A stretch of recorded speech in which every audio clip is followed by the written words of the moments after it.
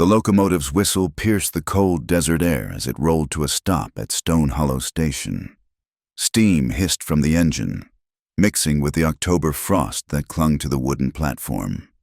Among the few passengers stepping down into the pre-dawn darkness was a tall woman clutching a faded canvas bag to her chest. Julia Wren pulled her worn traveling cloak tighter against the biting wind. At 25, she carried herself with the careful dignity of someone who had learned to expect little kindness from the world. Her brown hair, once carefully pinned in the Eastern fashion, now hung in simple braids beneath her bonnet. Those who bothered to look might notice her blue eyes held the peculiar emptiness of deep water beautiful, but concealing depths that light couldn't reach. The station master, a portly man named Hutchins, barely glanced up from his ledger. "End of the line. Miss Stone Hollow ain't much, but it's what we got." Julia nodded, though he wasn't looking. She'd chosen this place precisely because it was the end of the line as far west as the railroad would take her from Philadelphia. From memories of her brother Thomas bleeding out in a Union Field hospital. From the letter James had sent breaking their engagement because a woman touched by such tragedy could never make a proper wife. The platform boards creaked beneath her boots as she made her way to the station's single bench. Dawn was still an hour away, and the town beyond the station remained shrouded in darkness save for a few scattered lanterns. She could make out the shapes of buildings, a general store, what appeared to be a saloon, modest houses huddled against the endless prairie. Julia reached into her bag and withdrew a carefully folded letter, though she knew its contents by heart. The advertisement had been simple. "Widower with 2 daughters seeks housekeeper, room, board, and fair wages. Apply to C. Rourke, Double R Ranch, Stone Hollow, Wyoming Territory." She'd written immediately, explaining her experience keeping house for her father before his death, her skill with needle and thread, her willingness to work hard.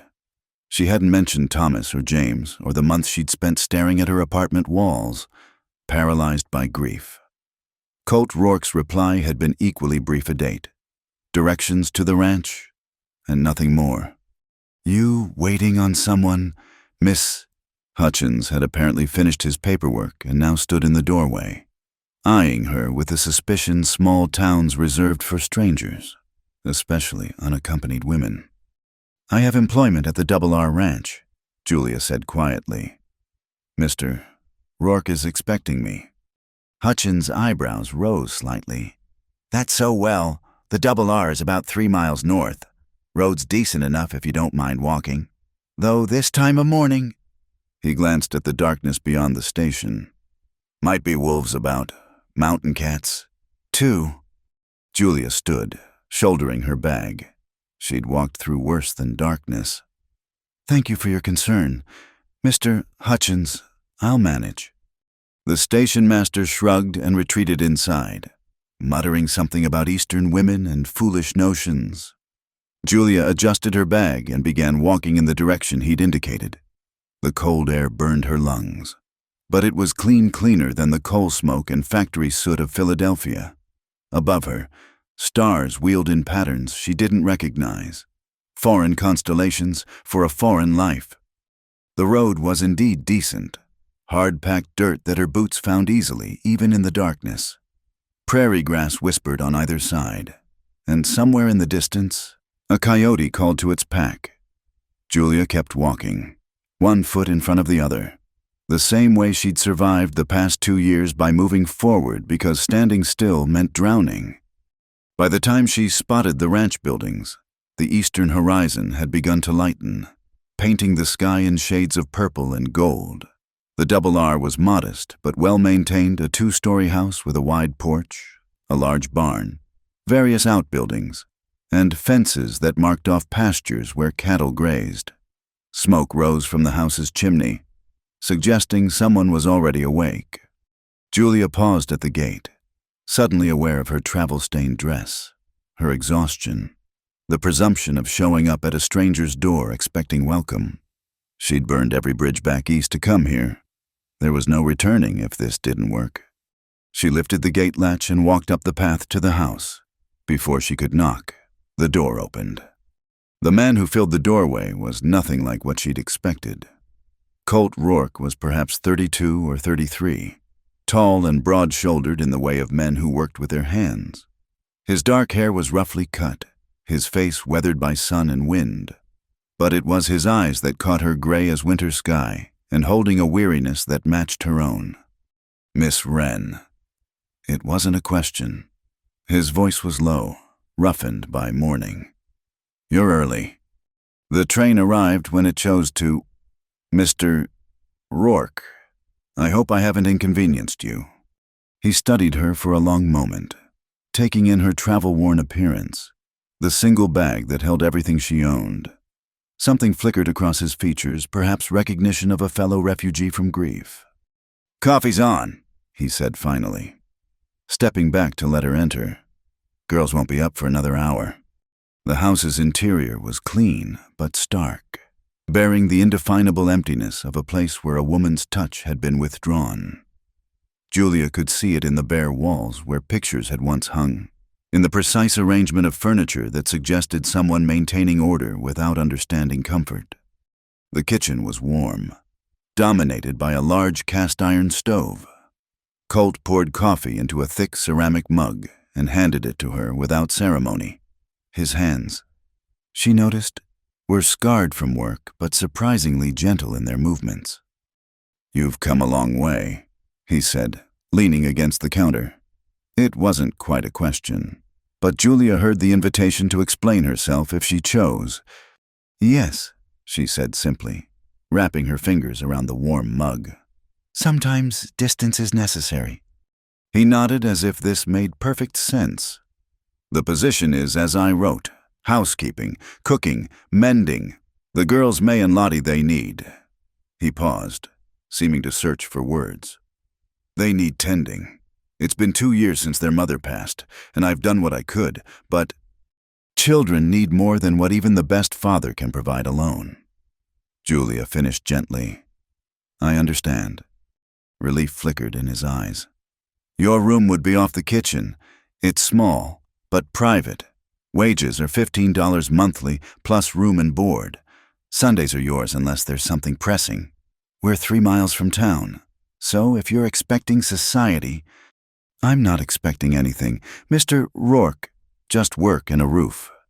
Julia set down her mug, meeting his gaze steadily. "I can sleep on the floor if the room isn't ready. I don't need much." Something shifted in his expression, surprise, perhaps, or a recognition of shared damage. "That won't be necessary. Miss Wren, the room has a bed, small, but serviceable." He turned toward the window where dawn was breaking in earnest. "I'll show you after you've finished your coffee. Take your time. Lord knows you've earned a moment's rest." As he moved to leave the kitchen, Julia found herself speaking. "Mr. Rourke, thank you for taking a chance on someone sight unseen." He paused in the doorway, not turning back. "Sometimes, Miss Wren, the unseen chances are the only ones worth taking." Then he was gone, leaving Julia alone in the warm kitchen with her coffee and the strange sensation of having found, if not home, then at least a place where her emptiness might find purpose. Outside, the Wyoming sun crept across the prairie, painting the grass gold and throwing long shadows from the fence posts. Somewhere in the house, a child stirred, and Julia straightened her shoulders. She had traveled as far as the rails would take her, carrying nothing but grief and the faint hope that at the edge of the world, she might find a reason to continue. As she finished her coffee and prepared to meet whatever came next, Julia Wren allowed herself one small moment of something that wasn't quite hope, but wasn't despair either. It was enough. For now, it was enough. The rain began just after sunset, 3 weeks into Julia's employment at the Double R Ranch. It started as a whisper against the windows, then built to a steady drumming that turned the October evening cold and lonesome. Julia had finished cleaning the supper dishes and was mending one of May's dresses by lamplight when she heard the barn door banging in the wind. Through the kitchen window, she could see Colt struggling with the door, his form barely visible through the sheets of rain. He'd been working since dawn, trying to finish repairs on the barn before winter set in properly. She watched him wrestle with the heavy door, saw him slip in the mud, and made a decision. Grabbing her shawl and one of the oil lanterns, Julia stepped out into the storm. The rain hit her like cold needles, soaking through her dress within seconds. She held the lantern high, pushing through the wind toward the barn. "Let me help," she called out, though her words were nearly lost in the storm.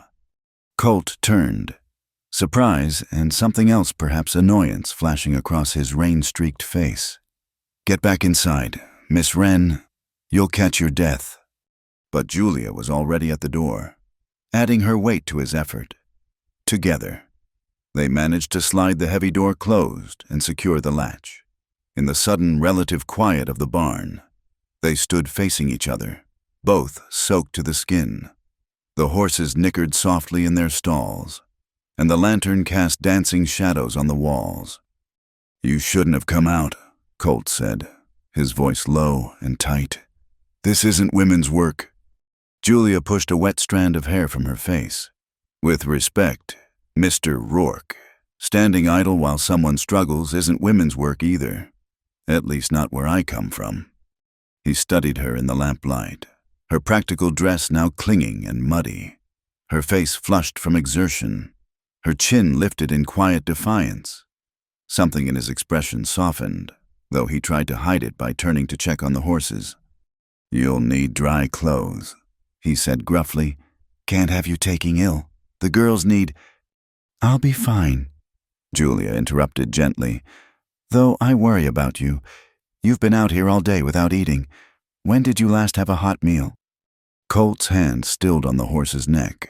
It was such a simple question, but Julia saw how it affected him, the way his shoulders tightened as if bracing against kindness. "I manage," he said quietly. "I'm sure you do." Julia moved closer, setting the lantern on a barrel. "But managing and living aren't the same thing, are they?" The rain intensified, drumming on the barn roof like 1,000 drums. Colt turned to face her, and for a moment, the careful distance he maintained seemed to waver. "Why did you really come here, Miss Wren?" The question came soft, almost lost in the storm. "A woman like you, educated, skilled, you could work anywhere. Why the edge of nowhere?" Julia considered her answer, watching the rain run in rivulets down the barn walls. "Because sometimes nowhere is the only place left to go. When you've lost enough, distance becomes necessary. Space to—" She paused, searching for words. Space to remember how to breathe without it hurting. Colt's jaw worked silently. When he spoke, his voice was rough. "My wife, Sarah, she loves storms. Said they washed the world clean, gave everything a fresh start." He laughed, but there was no humor in it. "I used to believe that. Now they just remind me of all the things that won't wash clean."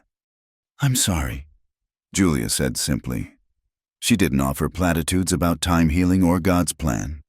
She'd heard enough of those to know their emptiness. "The girls still have nightmares sometimes." Colt continued, surprising them both with the admission. "Lottie especially. She was only 3 when we lost her. May tries to be strong, but I see her looking for her mother in every woman who passes through town. They're fortunate to have a father who notices such things." "Am I fortunate?" The question burst from him like water through a dam. "Some days I can barely look at them without seeing Sarah. Some mornings I stand outside their door, trying to remember how to be what they need, and all I can think is how much better they deserve." Julia stepped closer, close enough to see the pain etched in lines around his eyes. "May I tell you something, Mr. Rourke? Something I learned when my brother died." He nodded, watching her warily. "Deserving is a luxury for people whose worlds haven't shattered. The rest of us, we just do what must be done, one day at a time. Your girls don't need you to be perfect. They need you to be present. There's a difference." Thunder rolled across the prairie, shaking the barn walls. In the aftermath, Colt spoke so quietly she almost missed it. "You would have liked her, Sarah, She had a way of making everything warmer. This place, it's like winter came and never left. Perhaps, Julia said carefully. Perhaps it's not about bringing back the warmth she took. Perhaps it's about learning to build new fires. Colt looked at her then, really looked at her, as if seeing past the efficient housekeeper to the woman beneath. Is that what you're doing, building new fires? Trying to. Some days all I manage is not to let the old ones go completely cold. They stood in silence. Two damaged souls taking shelter from more than just the storm. Finally, Colt cleared his throat. We should get back. The girls will worry if they wake and find us both gone. As they prepared to brave the rain again, Colt paused. Miss Wren Julia, thank you for the help with the door. She understood he meant more than just the door. You're welcome, Mr. Rourke. They ran through the rain together, Julia holding the lantern while Colt guided her around the worst of the puddles.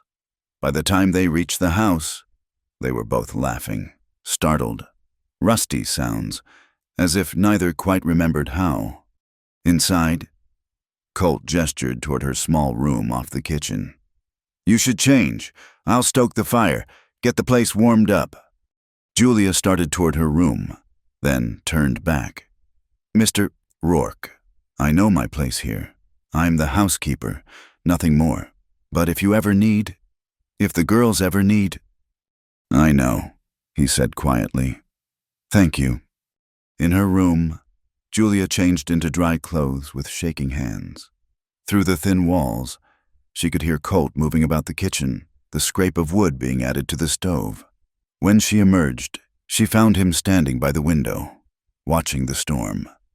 I should check on the girls, he said without turning. Of course.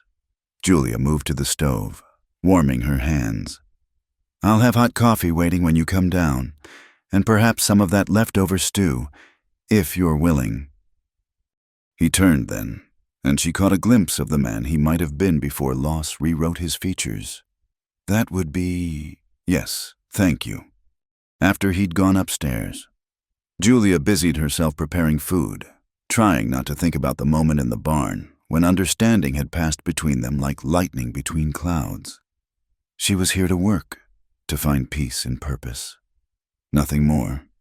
But when Colt returned, reporting that both girls slept soundly and sat across from her at the kitchen table, Julia felt something shift in the careful architecture of her isolation. They ate in companionable silence while the storm raged outside, and when he finally spoke, "The barn door, it's been giving me trouble for weeks. I'm grateful you were there." She heard what he didn't say. "I can sleep on the floor," she said suddenly, surprising herself. "If you ever need the room for anything else, storage, or I don't need much space." Colt's spoon paused halfway to his mouth. He set it down slowly, his gray eyes finding hers. "Julia, you're not sleeping on the floor. Not tonight, not ever. This is your home now, for as long as you choose to stay. The room is yours." The word home hung between them, fragile as spun glass. Julia nodded, not trusting her voice. Later, as she lay in her narrow bed listening to the rain, Julia thought about fires, old ones growing cold, new ones waiting to be kindled.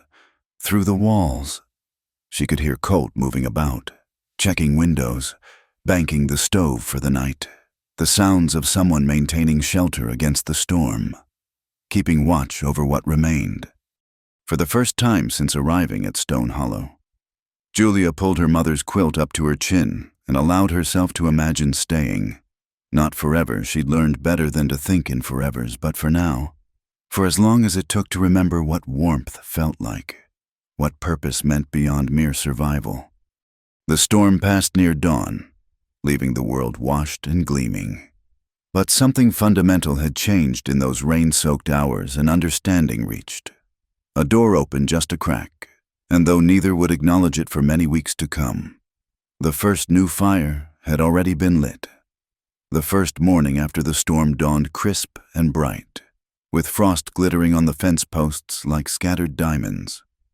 Julia rose before sunrise, as had become her habit, and set about preparing breakfast. She was sliding biscuits into the oven when she heard soft footsteps on the stairs. 2 pairs of eyes peered around the doorframe, one set brown and watchful, the other blue and curious. May, the elder at 8 years old, held her sister's hand protectively. 5-year-old Lottie clutched a worn rag doll to her chest. "Good morning," Julia said gently, not wanting to startle them. "Would you like some warm milk while we wait for breakfast?" The girls exchanged glances, conducting one of those wordless conversations that only siblings share. Finally, May stepped forward, chin lifted in a gesture that reminded Julia painfully of her father. "Papa says you're staying," May said. It wasn't quite a question, but Julia heard the uncertainty beneath the words. "Yes, I'm here to help with the house and help take care of you both." Julia poured milk into a small pot, adding a precious spoonful of honey. "Would you like to help me set the table?" Lottie's grip on May's hand tightened. "Our mama used to let us help," she whispered. Julia's heart constricted, but she kept her voice steady. "Then she taught you well. I could use the assistance of 2 experienced helpers." May studied her with eyes too knowing for her years. "The last lady didn't stay. Said we were too much trouble and the ranch was too lonely." "Well," Julia said, stirring the warming milk, "I find that hard to believe. In my experience, the best helpers are always children. They notice things adults miss." She glanced at the girls. "For instance, I bet you know exactly how your papa likes his coffee." "2 sugars." Lottie burst out, then immediately hid behind her sister. "No sugar," May corrected. "But he puts 2 in when he thinks we're not looking." Julia smiled. "See, very observant. Now, where do we keep the good plates?" Within minutes, the girls were showing her around the kitchen with growing enthusiasm. May demonstrated the precise way her father liked his eggs, while Lottie carefully arranged forks on the table. When Colt appeared in the doorway, he stopped short at the sight of his daughters chattering away to Julia about everything from their favorite foods to which chickens laid the best eggs. "Papa!" Lottie ran to him, doll forgotten on a chair. "Miss Julia says I can help gather eggs later if you say it's all right." Colt lifted his youngest daughter easily, but his eyes found Julia over the child's head. Something passed between them, gratitude, perhaps, or simple wonder at hearing his daughter's voices bright with excitement. "If Miss Julia says so," he agreed, setting Lottie down. "But you must mind her exactly as you would me." After breakfast, Colt left for the fields, and Julia found herself alone with the girls. She led them to her small room, where her trunk sat in the corner. "I brought something that might interest you," she said, lifting the lid. Nested carefully between layers of clothing was her mother's sewing machine, its black metal dulled with age but still functional. May gasped. "Is that real? I've only seen pictures in catalogs." "It's real, and it works. My mother taught me to use it when I was about your age." Julia lifted the machine carefully, setting it on the small table by the window. "Perhaps you'd like to learn." The morning passed in a blur of thread and fabric. Julia showed them how to wind bobbins, how to guide fabric beneath the needle, how to make neat, straight seams. Even shy Lottie grew bold enough to sit on Julia's lap and help guide a piece of calico through the machine. "Could we make something for Papa?" May asked suddenly. "His shirts are all mended so many times." Julia's hands stilled on the fabric. Through the window, she could see Colt working in the distant field, his figure small but steady against the horizon. "I think that's a wonderful idea, but it would need to be a surprise." The girl's eyes lit up with the prospect of conspiracy.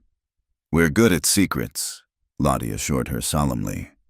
They spent the next hour planning, measuring an old shirt of Colt's while he was out. Julia showed them how to draft a simple pattern on brown paper, how to calculate fabric needs. The girls absorbed every detail with the desperate attention of children who'd been starved for such domestic moments. "Mama had pretty fabric," May said quietly as they worked. "In a trunk upstairs. Papa he doesn't like to go in that room. Julia's scissors paused mid-cut. We'll use new fabric, she said gently. From the mercantile. This shirt will be just from you girls. That afternoon, while the girls napped, Julia tackled the chaos that had slowly crept into the house's corners. She found neglected mending in baskets, curtains that hadn't been washed in seasons, rugs beaten down with dust, but more than dirt.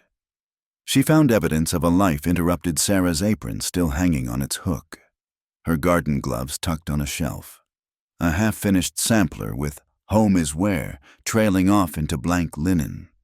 She was scrubbing the kitchen floor when Colt returned for the midday meal. He stopped in the doorway, taking in the gleaming surfaces, the fresh bread cooling on the counter, the pot of stew simmering on the stove. "You've been busy," he said quietly. "Idle hands," Julia replied, not looking up from her work. "The girls helped considerably. They're eager learners." "They were laughing," he said, and she heard the wonder in his voice. "I could hear them from the barn. I'd forgotten what—" Julia sat back on her heels, pushing hair from her damp forehead. "Children are resilient. Mr. Rourke. They just need permission to be children again." He moved into the kitchen, pouring himself water from the pitcher. "May said you have a sewing machine." "Yes, I hope you don't mind. They seemed interested." "Mind?" He turned to face her. "Miss Julia, those girls haven't shown interest in anything for too long. If that machine gets them talking and laughing, you could set up a whole factory in here." Julia stood, smoothing her apron. "They want to make you a shirt. It's meant to be a surprise, so you'll need to pretend ignorance." Something shifted in his expression, a softening around his eyes that made him look younger. "A shirt. May noticed yours are much mended. They're very observant. Your daughters, they see more than you might think. Like their mother," he said quietly. "Sarah noticed everything. Said it was a woman's job to see what needed tending before it broke past mending." Julia wrung out her cleaning rag, choosing her words carefully. "Perhaps that's what they're trying to do. Tend to you a little." Colt was quiet for a long moment. Then, "The machine was your mother's." "Yes, one of the few things I kept. She taught me that keeping one's hands busy can quiet a troubled mind." "And is it your mind? Is it quieter here?" The question was so direct, so unexpected, that Julia nearly dropped the rag. "Some days," she admitted. "Some days it's quiet enough that I can remember my brother without feeling like I'm drowning. Others," she shrugged. "Others, I'm grateful for floors that need scrubbing." "I know that feeling." Colt said. He seemed about to say more when Lottie's voice called from upstairs, waking from her nap and calling for someone.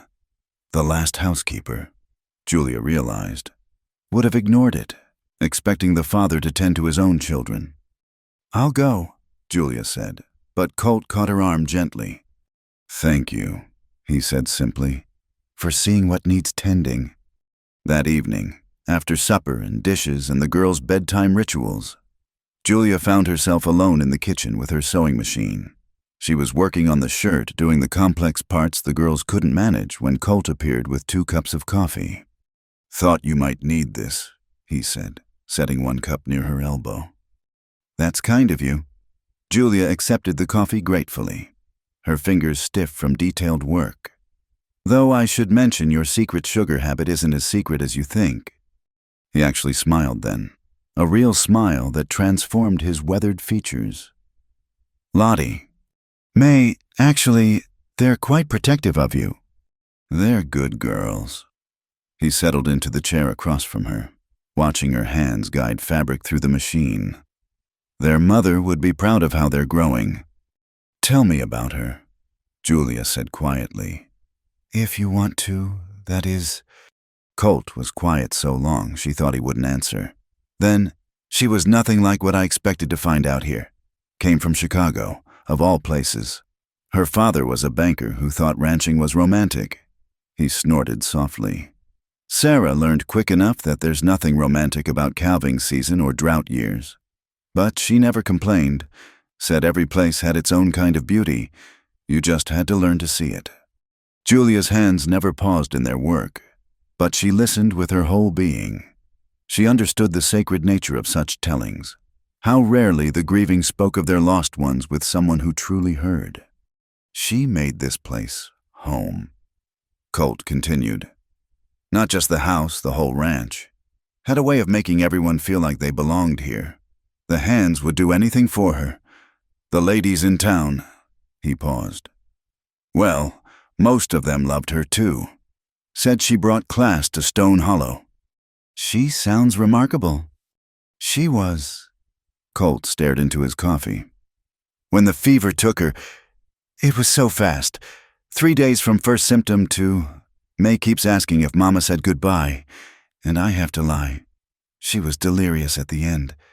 Didn't know any of us. But how do you tell a child that... Julia's throat tightened. You tell them what they need to hear to keep breathing. The truth can wait for when they're stronger. Is that what you tell yourself about your brother? She looked up, meeting his gray eyes. I tell myself that Thomas died believing he was fighting for something worthwhile. Whether that's true or not doesn't matter anymore. The dead keep only the truths we give them. They sat in silence while Julia finished the sleeve she was working on. Finally, Colt stood. I should let you rest. Thank you for listening. Mr. Rourke. Julia called as he reached the doorway. The girls aren't the only ones who deserve tending. He paused, but didn't turn. Good night, Miss Julia. After he left, Julia sat alone in the lamplit kitchen, her hands resting on the partially finished shirt. Tomorrow, the girls would add their crooked stitches, their eager efforts at showing love through cotton and thread. It wouldn't be perfect, the seams might pucker, the buttons might not align quite right, but it would be made with small hands that were learning to create instead of simply endure, to build new things in the spaces loss had left behind. Outside, a coyote howled in the distance, and the wind whispered through the grass. But inside, the kitchen was warm and bright, filled with the quiet hum of purpose. Julia folded the shirt carefully, hiding it away for tomorrow's lesson. Then she banked the stove, turned down the lamp, and made her way to her small room. For the first time since arriving, she didn't immediately fall into exhausted sleep. Instead, she lay awake thinking of gray eyes that held too much pain, of little girls brave enough to love despite loss, of a sewing machine that had traveled 1,000 miles to stitch new lives from the remnants of old ones. Change came slowly to places like Stone Hollow. Julia knew. Trust came even slower. But tonight, she'd seen the beginning of something tentative as frost, fragile as first light, but undeniably there. A family learning to tend to each other again, one careful stitch at a time. The whispers started during Julia's second month at the Double R Ranch. She first noticed them at the Mercantile when she'd taken the girls to town for fabric and thread. Mrs. Hendrickson, the store owner's wife, had been cordial enough while measuring out calico. But Julia caught the meaningful glances exchanged with Mrs. Crawford near the pickle barrels, living out there with no chaperone. Mrs. Crawford murmured, just loud enough to carry. It isn't proper, regardless of his situation. Julia kept her attention on May and Lottie, who were admiring ribbons with the focused intensity of children who rarely saw such treasures. She'd learned long ago that dignity lay not in defending oneself against gossip, but in rendering it powerless through indifference. Can we get the blue one, Miss Julia? Lottie whispered, touching a silk ribbon with one tentative finger. We'll see what our budget allows after the necessities. Julia replied gently. First, we need thread to match your father's shirt fabric. Mrs. Hendrickson cleared her throat. It's admirable, what you're doing for those poor motherless girls, though I dare say a woman of your circumstances might find better opportunities elsewhere. The widow Morrison is looking for a companion, Much more suitable arrangement. Julia met the woman's eyes steadily. I'm quite content with my current position, Mrs. Hendrickson. Now, about that thread? Outside the mercantile. May tugged on Julia's sleeve. Why was Mrs. Hendrickson talking like that? Like you shouldn't be with us? Julia considered her answer carefully as they walked toward the wagon. Sometimes people have strong opinions about how others should live. But opinions are like clouds. May they drift by and change shape, while the earth below remains steady. Papa says you shouldn't mind what folks say. Lottie piped up. He says gossip is for people with nothing better to do. Your father sounds like a wise man, Julia said, helping the girls into the wagon. As they drove back through town, she noticed more looks, more whispered conversations behind gloved hands. She kept her back straight and her eyes forward, but she couldn't help wondering if Colt knew what was being said. Her answer came that evening. She was teaching the girls to darn socks when Colt entered the kitchen, his face tight with barely contained anger. Girls, go wash up for supper, he said, his voice carefully controlled. After they'd scampered upstairs, he turned to Julia. Tom Hutchins was at the saloon, said his wife heard talk in town. About you, about us. Julia set down her darning. I'm aware of the talk. Mr. Rourke, I hope you know I've done nothing to encourage. Of course not, he interrupted, pacing to the window. That's not, I don't care what they say about me, but you don't deserve their poison. You came here for honest work, not to have your reputation torn apart by bored gossips. My reputation was already in tatters when I arrived, Julia said quietly. A woman traveling alone, no family, no connections. They were always going to talk. At least here, I'm doing something useful while they whisper. Colt turned from the window, his gray eyes dark with emotion. It's not right. Sarah faced the same thing when she first came here, outsider from the city. Didn't know their ways, but at least we were married. You have no such protection. I don't need protection from words. Mr. Rourke, I've survived worse than small-town gossip. Have you? He moved closer, his voice dropping. Because Hendrickson suggested I should either marry you or send you away. Said it wasn't decent. A young woman in a widower's house. Said people were starting to wonder exactly what kind of arrangement we have. Heat rose in Julia's cheeks, but she held his gaze. And what did you tell him? I told him to mind his own business. Used stronger language than that. Actually, a muscle worked in his jaw. But it won't stop. If anything, it'll get worse now that I've defended you. Julia stood, moving to the stove to pour coffee with hands that trembled slightly. Then perhaps I should look for other arrangements. The widow Morrison. No. The word came sharp and fast. Colt caught himself, moderating his tone. That is, the girls would be devastated. They've grown attached to you. Just the girls. The question slipped out before Julia could stop it. The kitchen fell silent except for the tick of the clock and the distant sound of the children upstairs. Julia. Her name on his lips was almost a whisper. You know, this isn't... He stopped, running a hand through his hair in frustration. I won't be the reason for your hardship. You've had enough of that. We all have, Julia said softly. She turned to face him, seeing the conflict written plain on his features. But sending me away won't stop their talk. They'll just say you dismissed me for improper behavior. There's no winning with gossip. Colt, there's only enduring. It was the first time she'd used his given name, and they both noticed. Something shifted in the air between them, delicate and dangerous. I can't offer you what would stop their tongues, he said carefully. I can't be a husband again. Not after Sarah. I'm not asking you to be, Julia replied, though her heart clenched at the words. I'm asking you to let me continue my work. Let me help raise those girls. Let me make this house a home again in whatever small ways I can. The town can say what it likes. May's voice called from upstairs. Breaking the moment. Miss Julia, we're ready for supper. Colt stepped back, the careful distance reasserting itself. You're stronger than you look. Julia Wren. I've had to be, she said simply, moving to set the table. As have you. Supper was quieter than usual, though the girls didn't seem to notice. They chattered about the ribbons at the store, about the progress on their father's shirt, about the new calf born that morning.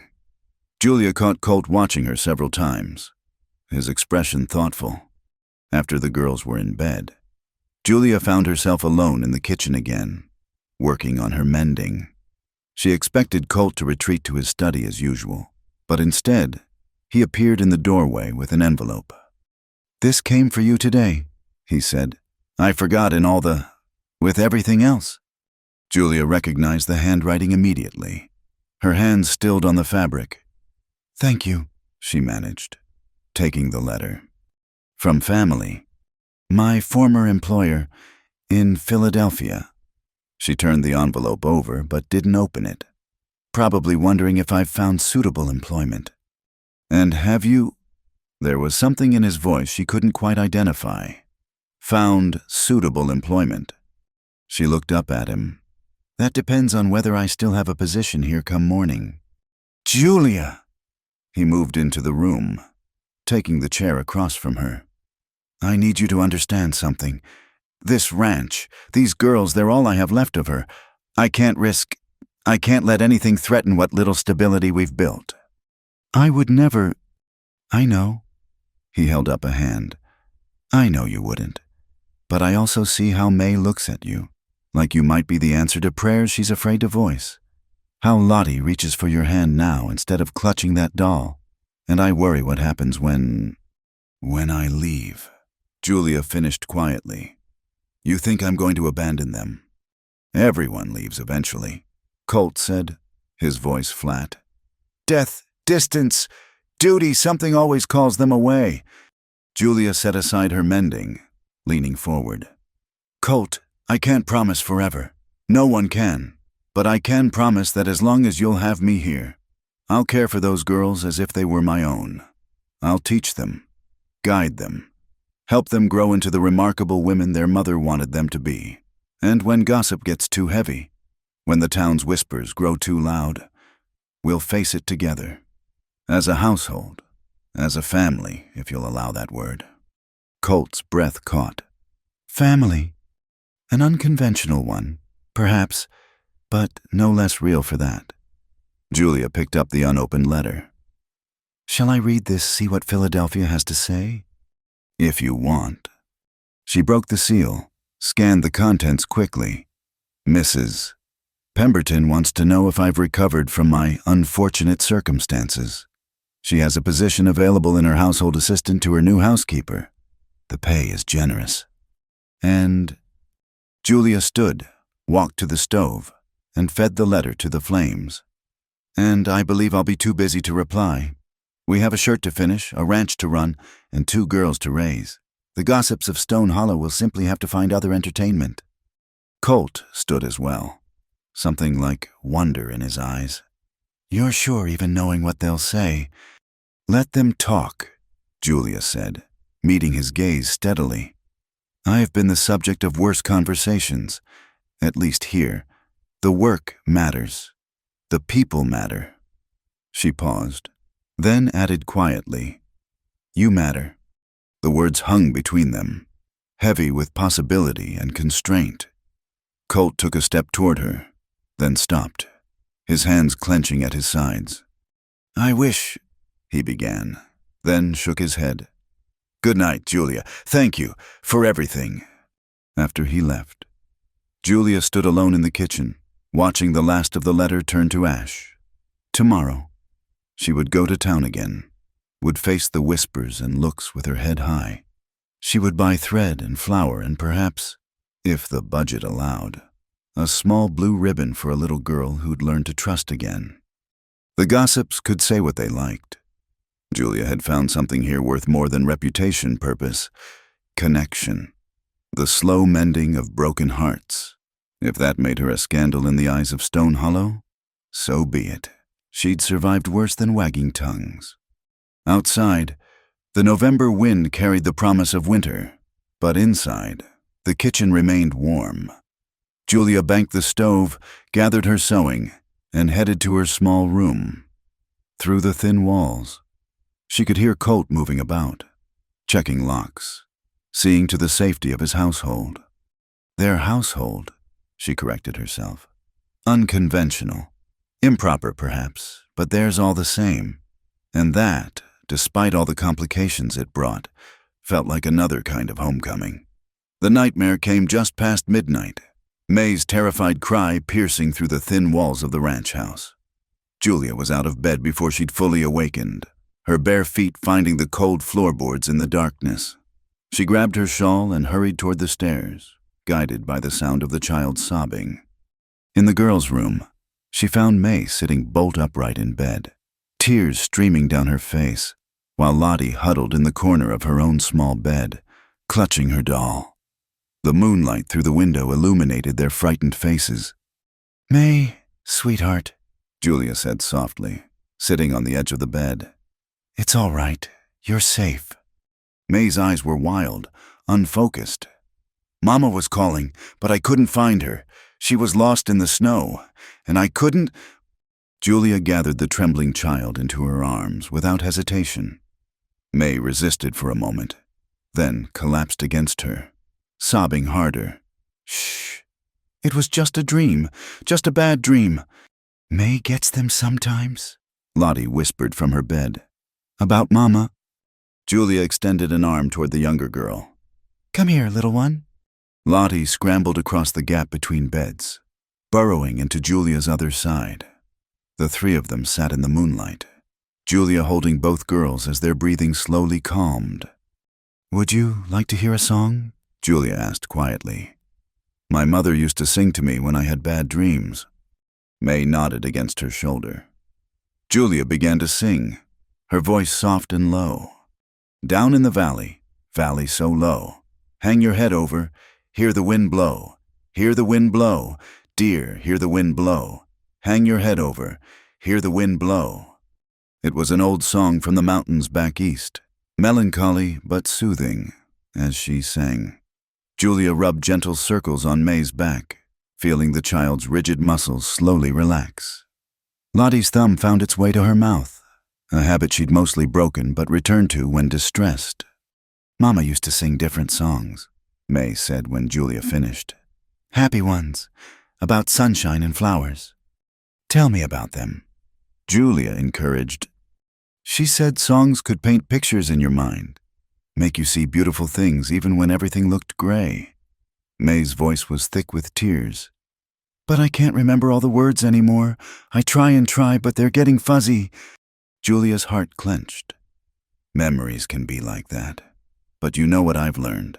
The feeling behind the memory that stays clearer than words. When you think of your mama singing, how did it make you feel? May was quiet for a moment. Safe? Happy? Like nothing bad could happen as long as she was singing. Then that's what matters. Not the exact words, but that feeling of being loved and protected.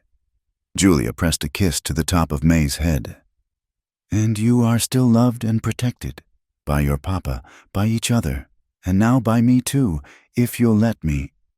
"Papa doesn't sing," Lottie said matter-of-factly. "He used to, with Mama, but not anymore." From the doorway came a sound, a quick, sharp intake of breath. Julia looked up to see Colt's silhouette. How long he'd been standing there? She couldn't tell. He stepped into the room, his face unreadable in the shadows. "Papa!" Lottie reached for him, and he moved to the bed, sitting on May's other side. "Bad dreams again, little bird?" he asked May softly. May nodded, turning to burrow into her father's chest while still maintaining contact with Julia. "About Mama." Colt's eyes met Julia's over the children's heads. In them, she saw gratitude mixed with something else, a pain so deep it seemed to have no bottom. "Miss Julia was singing," Lottie informed him. "A pretty song about valleys." "Was she now?" Colt's voice was carefully neutral. "You should sing too. Papa?" May said, her voice muffled against his nightshirt. "Like you used to." "I don't remember how," Colt said quietly. "That's not true." May pulled back to look at him. "I heard you once, in the barn. You were humming Mama's Sunshine song. You thought no one was listening, but I was in the hayloft." Colt went very still. Julia felt the weight of the moment, the delicate balance of a family trying to navigate grief without a map.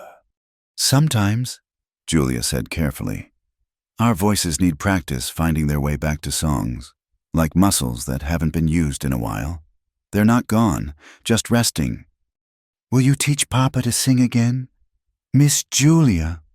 Lottie asked with the devastating directness of childhood. "I think your Papa will sing again when he's ready," Julia said, but she was looking at Colt as she spoke. "Some things can't be rushed. They come back in their own time." Colt cleared his throat. "It's late. Everyone back to sleep." But his voice was gentler than his words, and he tucked May back into bed with infinite care.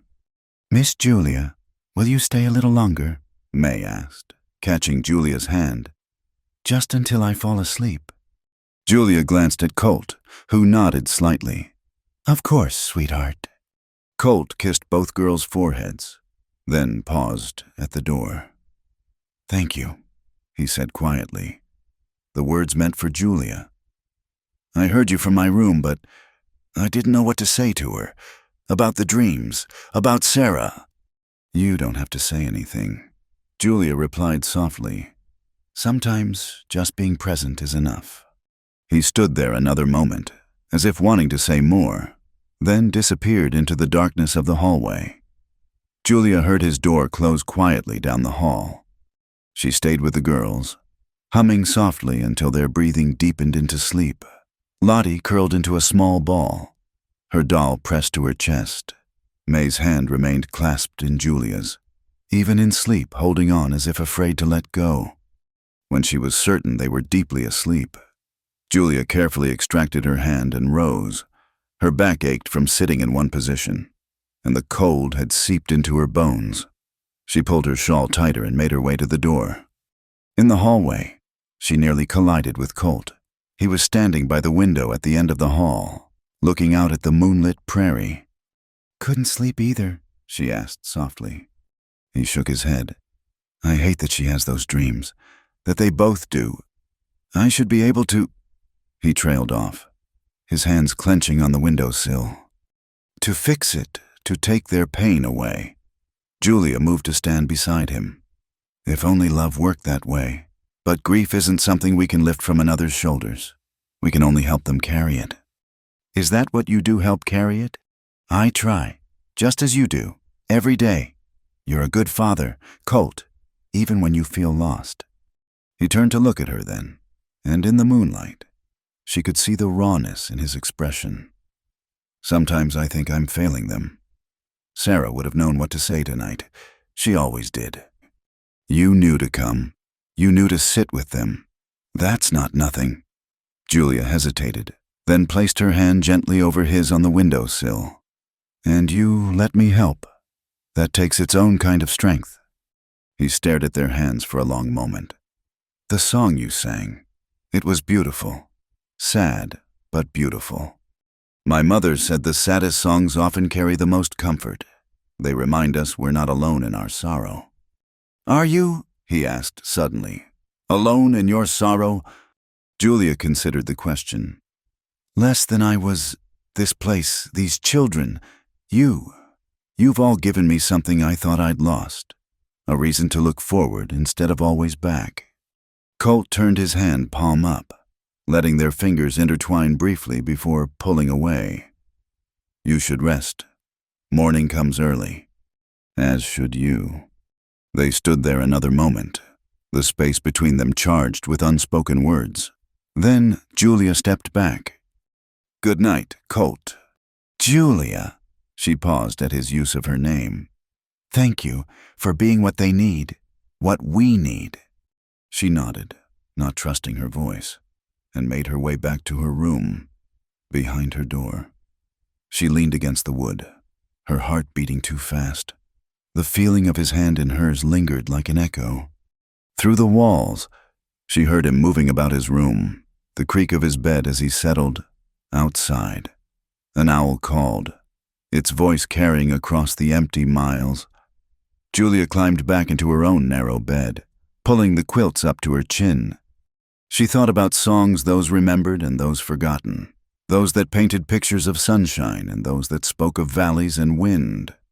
Tomorrow, she would teach the girls a new song, something that could be theirs without the weight of memory. And perhaps, given time, even Colt would find his voice again. For now, though, she lay in the darkness and hummed softly to herself not her mother's mountain song, but something new, wordless but hopeful, a melody for a household learning to sing again, each in their own time, in their own way. The night held them all in its vast embrace, two little girls dreaming easier dreams, a father standing guard even in his rest, and a woman who had traveled far to find that sometimes home was not a place, but a purpose. Not perfect, not without pain, but real and present, and worth the patient work of healing. The December morning was crisp and bright, frost painting the water buckets with delicate crystals. Julia had risen early to start the bread, and was now making her way to the well with 2 empty pails. The ground was slick with ice, treacherous beneath her worn boots. She was humming quietly, a habit she developed in the months since arriving at the Double R when her foot found a particularly smooth patch of ice. The world tilted suddenly, the buckets flying from her hands as she fought for balance. Strong hands caught her before she could fall, one arm wrapping around her waist while the other steadied her elbow. For a moment, she was pressed against Colt's chest, close enough to smell the soap and leather scent of him, to feel the solid warmth through his coat. "Steady there," he said, his voice low and slightly breathless. "The well path is treacherous this morning. I should have thrown down some sand." Julia's heart hammered against her ribs, though whether from the near fall or his proximity, she couldn't say, "Thank you, I wasn't watching where I was stepping." "You rarely do," he said, and there was something almost fond in his tone, always looking ahead to the next task. They stood frozen for a heartbeat longer than necessary, his hands still on her waist and arm. Julia looked up to find him watching her with an expression she couldn't quite read, something soft and yearning, and immediately shuddered when he realized she was looking. He stepped back, bending to retrieve the scattered buckets. "Let me get the water. That ice isn't going to get any better with the day." "I can manage." "Julia," just her name, but the way he said it stopped her protest. "Please, let me—" She nodded, wrapping her shawl tighter as she watched him navigate the icy path with sure steps. He filled both buckets at the well, the morning sun catching the steam of his breath in the cold air. "The girls are planning something for Christmas," he said as he returned, a bucket in each hand. "They've been whispering and giggling for days. May asked if we could have a proper tree this year." "And will we?" Julia fell into step beside him, careful of the ice now. "If they want one." He glanced at her.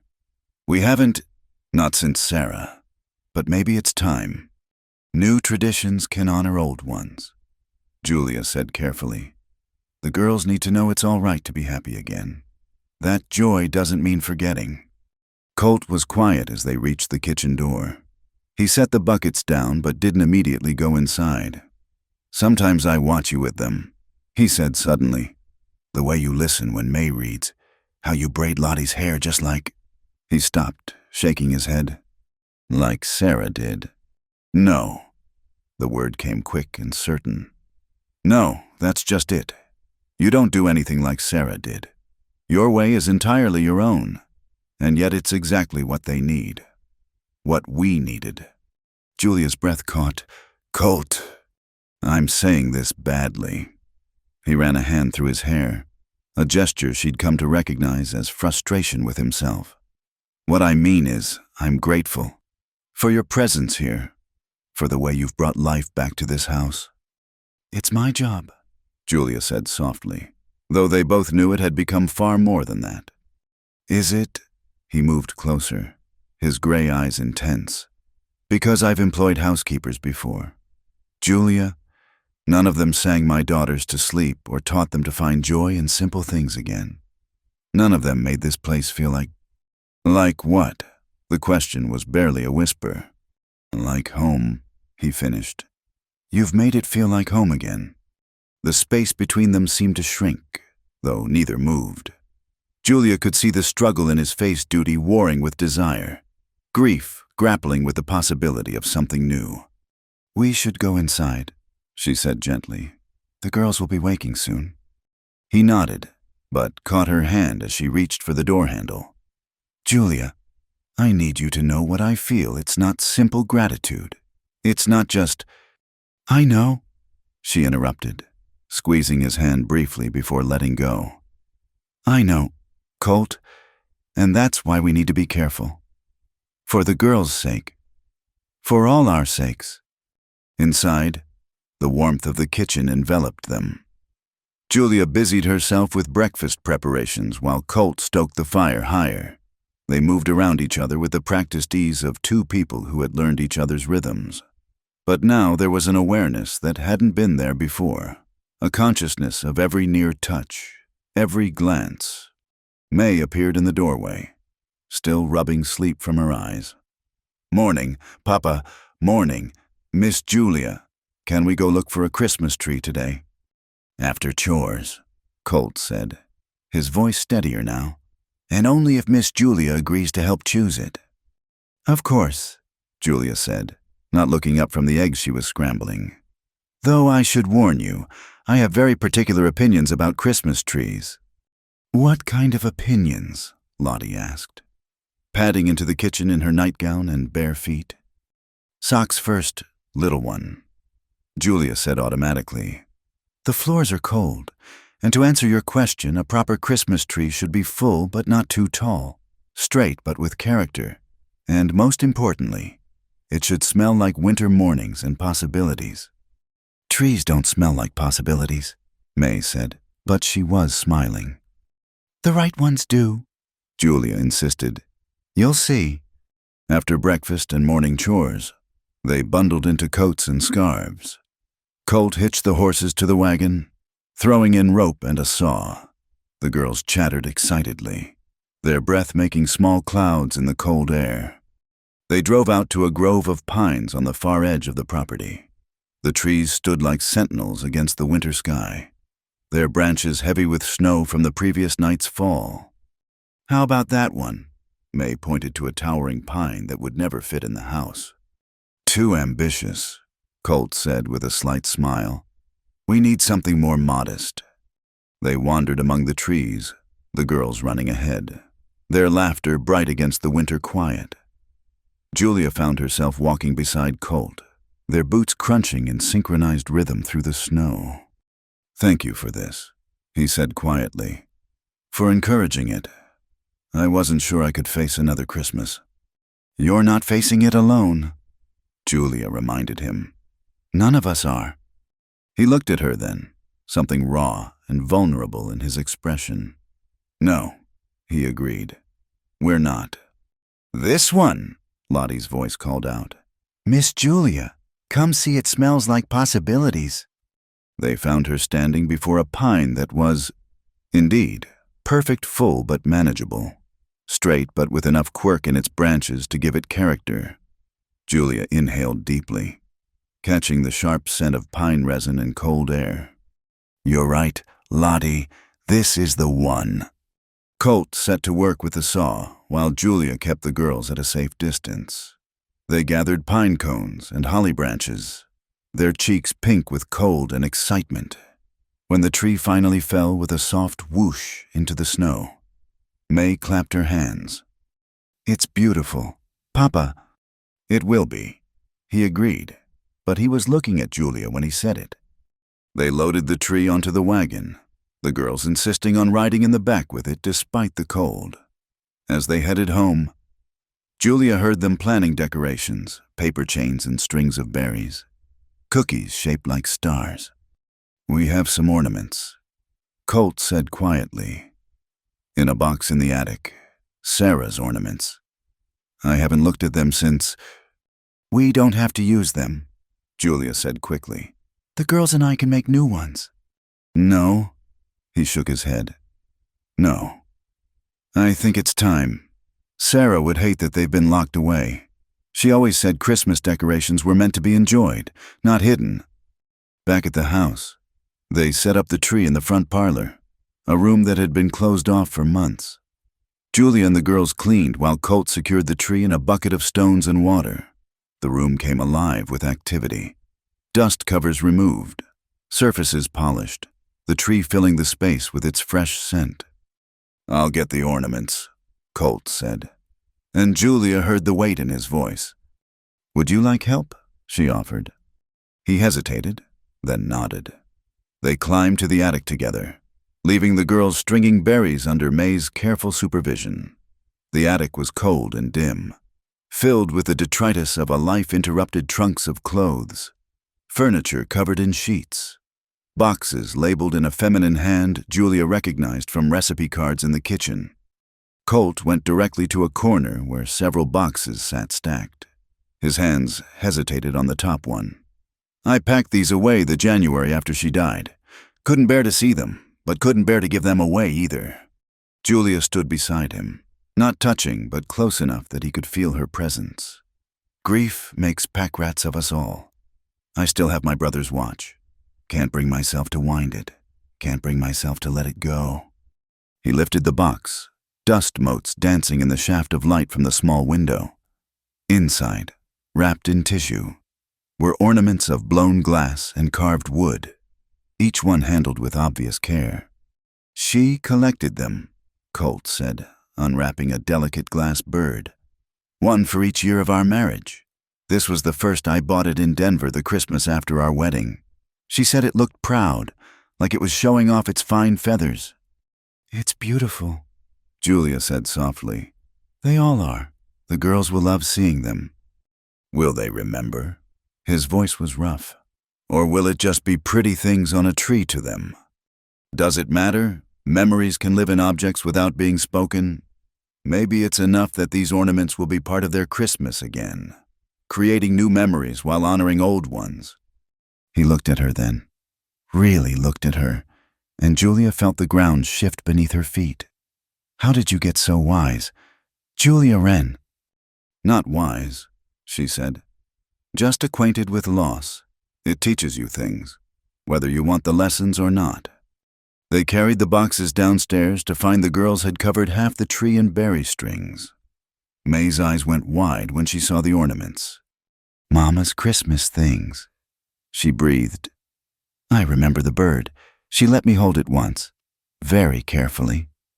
Would you like to put it on the tree? Colt asked, his voice only slightly unsteady. They spent the afternoon decorating, each ornament bringing a story. Some Colt told where they'd bought this one, why Sarah had loved that one. Others the girls remembered the painted wooden star Lottie had helped make, the tin angel May had picked out at the mercantile. Julia mostly watched, occasionally helping to reach high branches or untangle string. She felt like a witness to something sacred, a family choosing to let joy back in, one carefully hung ornament at a time. As the sun began to sink toward the horizon, painting the snow-covered landscape in shades of pink and gold, they stood back to admire their work. The tree glowed in the lamplight, a mixture of old treasures and new additions. It's perfect, May said, leaning against her father's side. Mama would love it, Lottie added, clutching Julia's hand. Yes, Colt said quietly. She would. Later, after supper and the girls' bedtime, Julia found herself alone in the parlor with the tree. She was adjusting a string of berries that had slipped when Colt appeared in the doorway. Thank you, he said simply. For today, for all of it. You don't need to keep thanking me. Colt, this is my life too now. These traditions, this family, I'm not just watching from the outside anymore. He moved into the room, stopping just within arm's reach. No, you're not. That's what terrifies me. Julia, and what gives me hope I thought I'd lost forever.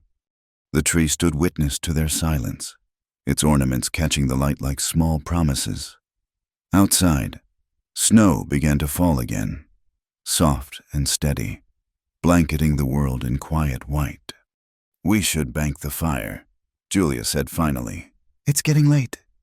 "Yes," Colt agreed, but neither moved. They stood in the glow of the decorated tree, two people caught between what was and what might be, finding in that fragile moment a different kind of peace, not the absence of grief, but the presence of possibility. When they finally did move, it was together, working in companionable silence to secure the house for the night.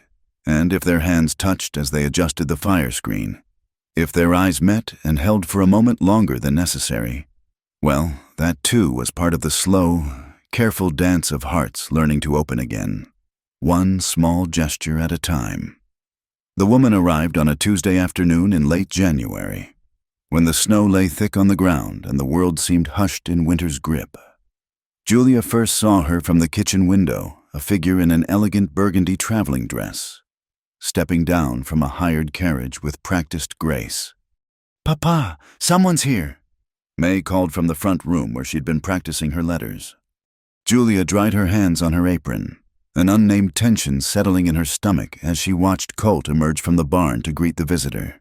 Even from a distance, she could see his body language change surprise, then something more guarded. "Girls, stay inside," Julia said quietly, though her eyes remained fixed on the scene outside. The woman was perhaps 30, with honey-colored hair arranged in the latest fashion and a face that would have been beautiful if not for the calculating sharpness in her eyes. She smiled at Colt, reaching out to touch his arm with gloved fingers. He stepped back, maintaining distance, but Julia could see the discomfort in his stance. They spoke for several minutes before Colt gestured toward the house. Julia quickly busied herself at the stove, not wanting to be caught watching. When the front door opened, she heard voices in the hallway. "Girls." Colt's voice was carefully neutral. "This is Mrs. Victoria Ashworth. She's an old friend from before." Julia turned from the stove to find a tableau that made her heart clench. The woman stood in her kitchen like a fashion plate from Godey's Lady's Book, making Julia acutely aware of her simple work dress and flour-dusted apron. May and Lottie hung back near their father, unusually shy. "And you must be the housekeeper," Victoria said, her gaze sweeping over Julia with dismissive assessment. "How industrious." Miss Wren," Colt said, and Julia heard the slight emphasis on her name. Mrs. Ashworth knew Sarah. They grew up together in Chicago. "How nice," Julia managed, her voice steady. "Would you care for some coffee, Mrs. Ashworth? You must be cold from your journey." "How kind." Victoria's smile was sharp as winter wind. "Though I'm sure Colt could have managed. We're old friends, after all, practically family." Something flickered in Colt's eyes. "Victoria's husband passed last year. She's been traveling." "And I finally made it out to this charming wilderness," Victoria said, shedding her cloak to reveal an even more elaborate dress beneath. "I told myself I simply had to see how dear Colt and the girls were managing. Sarah would have wanted someone to check on you all." "We're managing quite well," May said suddenly, moving closer to Julia. "Miss Julia takes good care of us." Victoria's perfectly shaped eyebrows rose. "I'm sure she does, darling, though it must be so difficult, having a stranger in your mother's house." "She's not a stranger," Lottie piped up, reaching for Julia's hand. "She's Miss Julia." An awkward silence fell. Julia squeezed Lottie's hand gently before releasing it. "I'll just finish dinner preparations. You must have much to catch up on." She turned back to the stove, aware of every sound behind her as Colt led Victoria to the parlor. The girls lingered in the kitchen. "I don't like her," Lottie whispered. "Hush," May said, but her eyes were troubled. "She smells like the city, like Mama's funeral." Julia's hand stilled on the potatoes she was peeling. "She's a guest. Girls, we'll be polite and welcoming." But what if she wants to stay? May asked, voicing the fear Julia wouldn't let herself acknowledge. Then we'll deal with that if it happens. Now, would you help me set the table? We'll need the good china. Dinner was an ordeal of forced conversation and loaded silences. Victoria dominated the conversation with stories of Chicago society, of mutual acquaintances, of a life Colt had left behind. She spoke of Sarah with possessive familiarity, claiming memories Julia could never share. "Do you remember the Christmas ball at the Palmers?" Victoria asked, leaning toward Colt. "Sarah wore that green silk dress. Every man in the room wanted to dance with her, but she only had eyes for you." "That was a long time ago," Colt said quietly. "Not so long." Victoria's gaze slid to Julia. "Though I suppose it must seem like another lifetime, living out here so far from civilization. Sarah always was brave to follow you to this wilderness." "Mama loved it here," May said firmly. "She said the prairie was God's own garden." Victoria's laugh tinkled like breaking glass. "Dear Sarah, always finding beauty in the strangest places.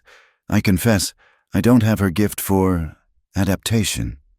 Throughout the meal, Julia noticed how Victoria touched Colt's arm when making a point, how she referenced shared memories, how she subtly excluded Julia from every conversation. The girls grew increasingly quiet, picking at their food. After dinner, Victoria insisted on seeing the house. "I'm curious how you've managed," she said, though her eyes were on Julia when she spoke. They walked through the rooms, Victoria commenting on changes, on what Sarah would have done differently. When they reached the parlor with its Christmas tree still up, she stopped short. "Oh, Colt, Sarah's ornaments. How wonderful that you've kept them." She moved to the tree, touching the glass bird with proprietary fingers. "I remember when you bought this. She wrote me about it. How romantic she thought it was." "The girls wanted a tree this year," Colt said. "It seemed time." "Of course. Children need traditions, especially when they've lost so much." Victoria turned, her skirts swishing. "Which is why I've come. Actually, I've been thinking about you all, alone out here. It isn't right." Julia began gathering empty cups, needing occupation for her hands. "We're not alone," Colt said carefully. "We have neighbors, the town." "You know what I mean." Victoria moved closer to him. "The girls need a woman's influence, a proper mother figure." "They have Miss Julia," Lottie said from the doorway, where both girls had appeared like small sentinels. Victoria's smile grew brittle. "Yes, well, hired help can only do so much. Darling, I'm talking about family, real family." "Miss Julia is—" May started, but Colt interrupted. "Victoria, perhaps we should discuss this another time. It's getting late, and the girls need to prepare for bed." "Of course. I've taken a room at the boarding house in town. Such as it is." She gathered her cloak, then paused. "I'll be staying for several weeks. There's so much to discuss, so many plans to make." After she left, the house felt oddly empty, as if her presence had displaced all the warmth they'd built over months. Julia supervised the girls' bedtime routines while Colt disappeared to check the stock, a task that seemed to take longer than necessary. When the girls were settled, Julia found herself alone in the kitchen, mechanically washing dishes. Her mind churned with the implications of Victoria's arrival, the casual assumption of her claim on this family. "She's wrong, you know." Julia turned to find May in the doorway, nightgown clad and fierce. "You should be in bed, sweetheart." "She's wrong about you being hired help. You're—" May struggled for words. "You're ours, Papa's and mine and Lottie's. You belong here." Julia's throat tightened. "May. She wants to take Mama's place. I could tell, the way she looked at Papa, at Mama's things." May's voice dropped. "The way she looked at you, like you were something to be swept out with the dust." Julia knelt to May's level. "Your father is a good man. He'll do what's best for you and Lottie, whatever happens." No. May threw her arms around Julia's neck. No, you can't leave. Promise you won't leave. Julia held the child close, unable to make promises that weren't hers to give. Let's not borrow trouble from tomorrow. Right now, you need sleep. She walked May back to bed, tucking her in with extra care. Lottie was already asleep, but May caught Julia's hand as she turned to go. I love you, Miss Julia, she whispered, even if I'm not supposed to say it. Julia's composure nearly broke. I love you too, sweetheart. Both of you. Always remember that. Downstairs, she found Colt standing by the kitchen window, staring out at the darkness. He looked older somehow, weighted with complications. I didn't know she was coming, he said without turning. She wrote a few months after Sarah's funeral, but I never replied. I hoped she'd forgotten about us. She hasn't forgotten. Julia kept her voice neutral. She seems quite determined to renew the acquaintance. Sarah always said Victoria was like a dog with a bone when she wanted something. He turned then, his face drawn. Julia, I need you to know. You don't owe me explanations. Colt, I'm your housekeeper. Mrs. Ashworth is right about that. Don't! The word came sharp and pained. Don't do that. Don't step back into that role like the past months haven't happened. Like we haven't. He stopped, running his hand through his hair in that gesture of frustration. Haven't what? Julia asked quietly. What have we done? Colt, what are we to each other because Mrs. Ashworth will ask, the town will ask, and I need to know what answer you'll give. He moved toward her, then stopped, his hands clenching at his sides. I don't know. God help me. Julia, I don't know. I only know that when she was standing in this house, talking about family and proper influences, all I could think was that she doesn't belong here. She never did, even when Sarah was alive. But you... But I'm the housekeeper, Julia finished. The hired help, the woman with no connections, no past that matters, no claim except what you allow. That's not what I meant. I know. She moved past him toward her room. I know what you meant, but meaning and reality are different things, and reality is that Mrs. Ashworth is right. I am hired help. The girls need to remember that, and so do we, especially now. Julia, please. She paused at her door. Good night, Mr. Rourke. I'll have breakfast ready at the usual time. She closed the door on whatever he might have said, leaning against it in the darkness. Through the thin walls, she heard him moving about the kitchen, the scrape of a chair, the clink of glass that suggested he'd found the whiskey he rarely touched.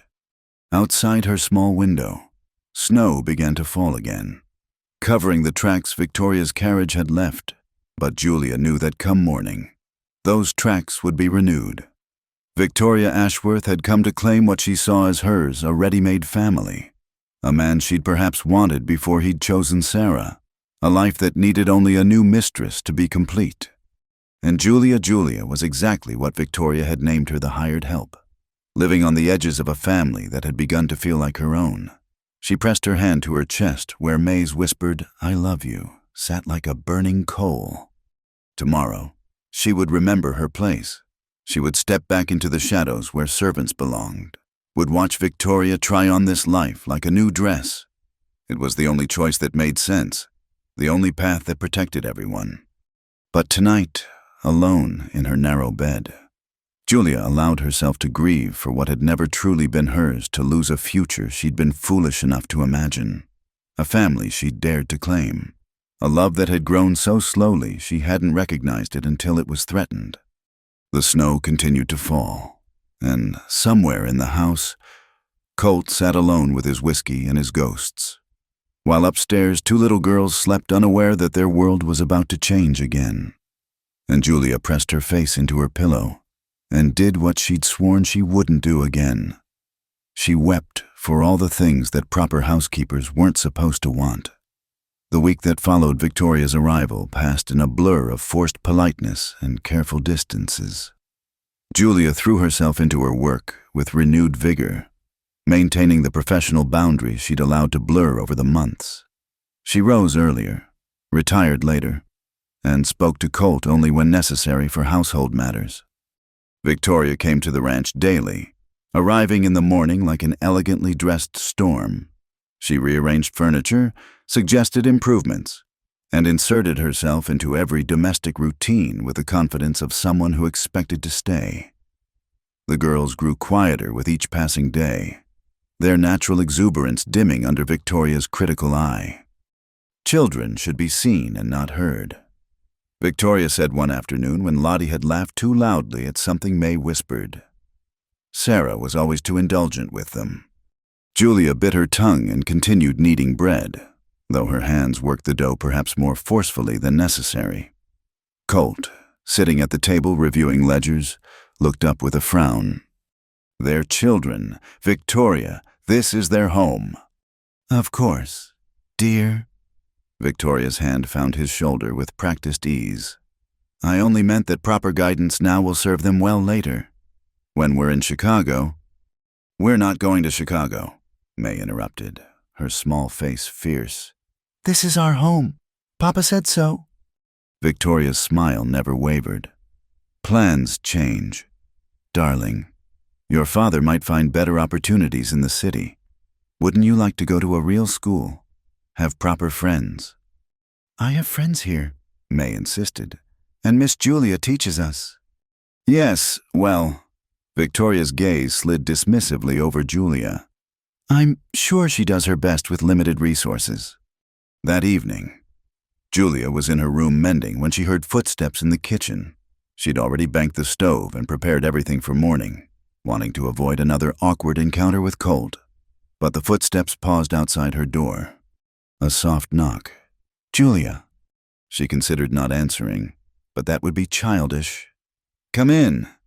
Colt opened the door but didn't enter, standing at the threshold like a man unsure of his welcome. The girls are asking for you. They want you to hear their prayers tonight. I'm sure Mrs. Ashworth. She left an hour ago, and they want you. He paused. Please. Julia set aside her mending and followed him upstairs. The girls were in their beds but sat up eagerly when they saw her. Miss Julia? Lottie reached out her arms.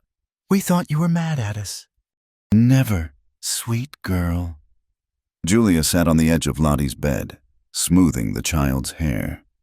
Why would you think that? You've been different, May said quietly.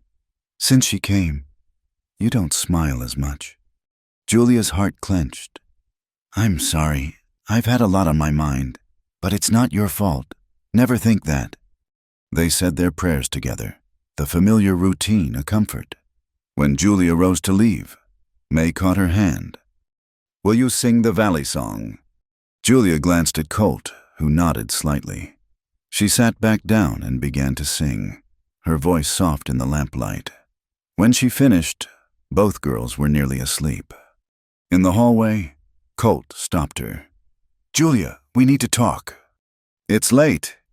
Please. The raw note in his voice made her pause. Just for a moment. They went to the kitchen, where Colt poured 2 cups of coffee from the pot still warm on the stove. Julia sat reluctantly, wrapping her hands around the cup. Victoria has been making plans, he said without preamble. She seems to assume, that you'll marry her. Julia kept her voice steady. It would make sense. She knows your past, shares your memories of Sarah. The girls would have a mother again. Would they? Colt's laugh was bitter.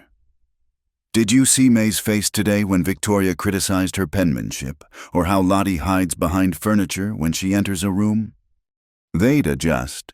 Children do. Stop it. The words came sharp.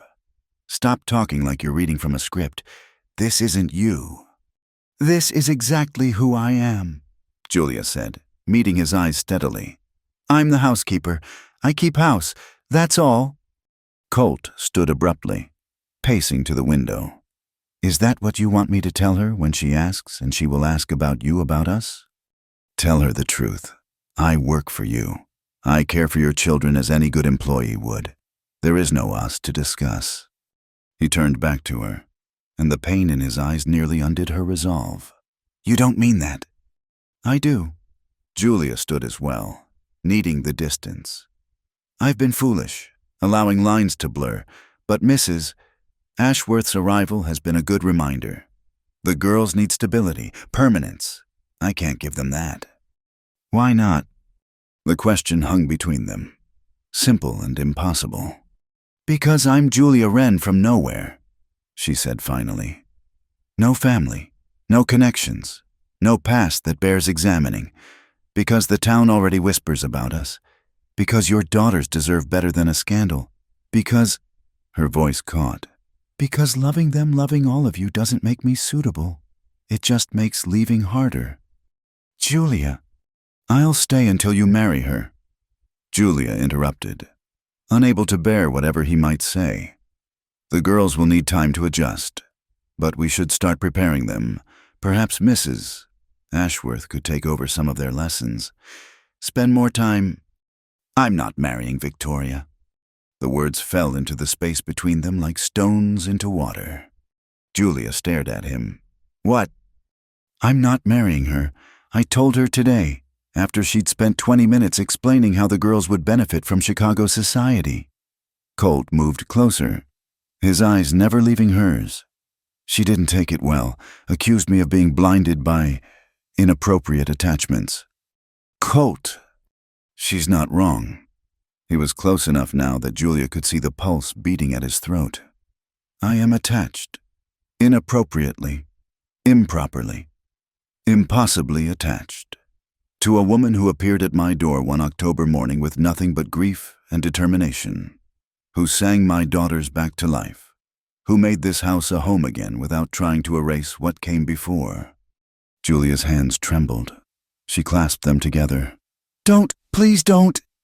"Don't what? Tell the truth. Say what we've both been dancing around for months." He reached out, gently unclasped her hands, holding them in his own. "I know the obstacles. Julia, I know what the town says, what they'll continue to say. I know I'm asking you to take on 2 broken children and a man who's still learning how to live again. But I also know that when you're not here, the house feels empty. When you are here, everything makes sense. The girls love you. They chose you, Julia, long before I was brave enough to admit what was happening. And if you leave," his hands tightened on hers, "if you leave, we'll survive. We survived Sarah's death. We'll survive this too. But I don't want us to just survive anymore. I want us to live, really live, and that seems impossible without you." Julia felt tears sliding down her cheeks. "I have nothing to offer you. No dowry, no family name, no—" "You have yourself." Colt interrupted. "That's everything. That's all we need. The town. We'll gossip regardless. Let them. They don't know what happens in this house. How you've sewn us back together with patience and songs and quiet strength. They don't know how May looks for you first thing every morning. Or how Lottie practices her letters because she wants to show you. They don't know how I lie awake thinking about you in that cold little room, wondering if you're warm enough, if you're happy here, if you could ever see this as truly your home." "Colt!" His name was barely a whisper. "I'm not asking for an answer tonight. I know I've done this badly. Let Victoria's arrival force my hand, but I need you to know, we need you to know that you have a choice. You can leave when you think best, and we'll manage, or you can stay. Not as the housekeeper, not as an employee, but as my wife, as mother to the girls, as the center of this family you've already claimed." Julia pulled her hands free, needing distance to think. "You're not ready. You said so yourself. You can't be a husband again." "I said that before I knew you. Before I watched you bring light back into corners I thought would stay dark forever. I'm not the man I was with Sarah, that man is gone. But the man I am now, the one who's learned to smile again watching you teach my daughters, who finds excuses to linger in the kitchen just to hear you hum, who feels whole for the first time in 2 years, that man is ready. More than ready. Desperate, if I'm honest." A sound from the stairs made them both turn. May stood there in her nightgown, eyes wide. "May, sweetheart," Colt started. "Are you asking Miss Julia to stay forever?" May interrupted, hope naked in her voice. Julia and Colt exchanged glances. There was no hiding from this, no protecting the girls from hope or disappointment. "Yes," Colt said simply. "I am." May flew across the kitchen, throwing her arms around Julia's waist. "Say yes. Please, please say yes. We need you. I need you." "Papa smiles now, and Lottie isn't scared at night, and everything is better with you here. Please don't leave us." Julia held the child close, her tears falling freely now. Over May's head, she met Colt's eyes. In them she saw everything love, hope, fear, promise. A future she'd never dared imagine offered with open hands. "I need time," she managed. "To think, to—" "Take all the time you need." Colt said, "I've waited this long to feel alive again. I can wait longer." But May pulled back, looking up at Julia with eyes that held too much wisdom. "Mama didn't get time. She got sick and then she was gone. Don't wait too long. Miss Julia, please." Later, alone in her room, Julia sat on her narrow bed and tried to make sense of the earthquake that had shaken her carefully constructed world. Through the walls, she heard Colt settling the girls again, his low voice a rumble of reassurance. She thought about Victoria, who'd return tomorrow full of plans and certainty, about the town that would buzz with scandal, about her own past, full of loss and abandonment. Then she thought about May's arms around her waist, Lottie's trusting hand in hers, Colt's eyes when he said, "That's everything." Julia rose and went to her trunk, pulling out her mother's sewing machine. She ran her fingers over the worn metal, remembering another life, another loss, but also remembering her mother's words.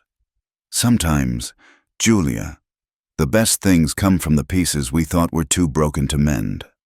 Outside, snow began to fall again, soft and steady. Tomorrow would bring complications, decisions, consequences. But tonight, in a small room off the kitchen of a Wyoming ranch, Julia Wren sat with her mother's sewing machine and dared to imagine stitching together a new life from the beautiful, broken pieces scattered around her. The answer was there in every carefully mended seam. She just needed to be brave enough to claim it. The storm arrived without warning on a February night, transforming the peaceful prairie into a howling wilderness of wind and snow. Julia woke to the sound of something crashing against the house, a loose shutter, perhaps, or a piece of the barn roof torn free by the gale. She rose quickly, pulling her shawl over her nightgown. In the kitchen, she found Colt already dressed, his face grim as he peered out the window into the swirling white. "It's a bad one," he said without turning. "Worst I've seen in years. I need to check the animals." "You can't go out in this," Julia protested, moving to stand beside him. Beyond the glass, the world had disappeared into a solid wall of snow. "The horses are in the far barn. If the roof goes—" He was already reaching for his heavy coat. "Then we go together," Julia said firmly. "You'll need help." "Absolutely not. It's too dangerous." "Colt Rourke, we've had this discussion before. I won't stand idle while you risk yourself alone." They stared at each other, wills clashing. Then a cry from upstairs broke the standoff. Lottie, frightened by the storm's fury. "Go to her," Colt said. "Please, they need you here." Julia wanted to argue, but another cry decided her. "Be careful. Promise me." "I promise." He caught her hand briefly, squeezed it, then was gone into the storm. Julia flew upstairs to find both girls huddled in May's bed, their faces pale in the lamplight. The wind screamed around the house like a living thing, rattling windows and sending drafts through every tiny crack. "Where's Papa?" May asked immediately. "Checking on the animals. He'll be back soon." Julia sat on the bed, gathering both girls close. "It's just a storm. We've weathered them before." But this was unlike any storm they'd experienced. The house shuddered under the wind's assault. Somewhere outside, wood splintered with a crack like gunfire. "I'm scared," Lottie whimpered, burrowing into Julia's side. "I know, sweetheart, but we're safe inside. This house has stood for years. It knows how to weather a storm." Julia kept her voice calm, though her own heart raced. Colt had been gone too long. Minutes stretched like hours. Julia sang softly, trying to distract the girls, but her ears strained for any sound of Colt's return. The lamp flickered as wind found its way through the walls. Then a crash from downstairs, the sound of the door banging open. Julia's relief was short-lived as she heard Colt's voice, harsh with urgency. "Julia, I need help." "Stay here," she told the girls firmly. "Under the covers, and don't move." She flew downstairs to find Colt half-supporting, half-dragging another figure, Tom Henderson, from the neighboring ranch, his face gray with cold, one leg dragging uselessly. "Found him on the road," Colt gasped. "Horse threw him. Think his leg's broken." Together they maneuvered Tom to the kitchen, laying him on the floor near the stove. The man was barely conscious, ice crusted in his beard, his lips blue with cold. "Get blankets," Julia ordered, already kneeling beside the injured man. "And heat some water. We need to warm him slowly." They worked in efficient tandem, stripping Tom's frozen outer clothes, wrapping him in warm blankets. Julia examined his leg with gentle hands, definitely broken, but cleanly. She'd helped her father set bones before, back in another lifetime. "I can set it," she said quietly, "but it will hurt." Tom's eyes fluttered open. "Do it," he croaked. "Rather hurt than lose the leg." Julia met Colt's eyes. He nodded, moving to hold Tom's shoulders. "I'll brace him." She'd forgotten this, how crisis stripped away everything but essentials, how two people could move as one when necessity demanded. Julia set the bone with sure hands while Colt held Tom steady, murmuring reassurances. They splinted the leg with kindling from the wood box and strips torn from dish towels. "The girls?" Colt asked as they settled Tom on a makeshift pallet by the stove. "Upstairs, scared but safe." Julia was already heating broth. "The barn?" "Lost some shingles, but holding. The animals are all right." He moved beside her at the stove, voice dropping. "Julia, there's more. When I was coming back with Tom, I saw lights from the Jacobson place. Wrong kind of lights." Julia's stomach clenched. The Jacobsons had 3 young children. Fire. "I think so. But I can't leave you all here alone. And I can't take Tom out again. And—" "You have to go," Julia interrupted. "Those children you have to try." "Julia, we'll manage here. Tom's stable. The girls are safe. But if the Jacobsons' house is on fire in this storm—" She didn't finish. They both knew what it meant. Colt caught her face between his hands. "I'll come back. I swear to you. I'll come back." "I know." She covered his hands with hers. "Go, quickly." He kissed her forehead quick, fierce. A promise then was gone again into the white fury outside. Julia stood frozen for a moment, then shook herself. There was work to be done. She checked on Tom, who was drifting in and out of consciousness but warming. Then she climbed back to the girls. "Where's Papa?" May demanded immediately. "We heard noises." Julia sat on the bed, gathering them close again. "Mr. Henderson was hurt in the storm. Papa brought him here, and now he's gone to check on the Jacobson family. He'll be back soon." "Is Mr. Henderson going to be all right?" May asked. "Yes, sweetheart. His leg is broken, but it will heal." "You fixed it." There was wonder in May's voice. "You know how to fix broken bones." "Sometimes we know more than we think we do," Julia said softly. "When people need us, we find we can do things we never imagined." They huddled together as the storm raged on. Julia told stories to distract them, tales of her childhood, of her mother's garden, of the first dress she'd made all by herself. Anything to keep their minds off their father out in the killing cold. Hours passed. Dawn came gray and grudging.